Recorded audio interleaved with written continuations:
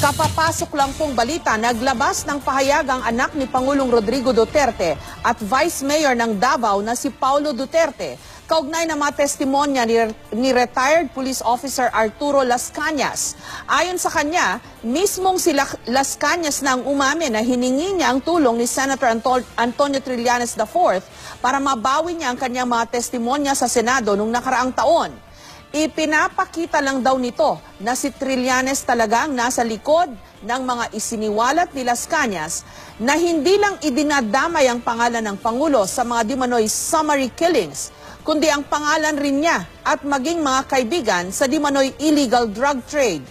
Makikita raw na desperado si Trillanes sa pagpapabagsak sa kanyang ama na si Pangulong Duterte at pinagkakakitaan lang daw ng senador ang kontrobersya dahil pabagsak na ang kanyang political career. Sisikapin po namin kunin din ang pahayag o ang panig ni Senator Antonio Trillanes.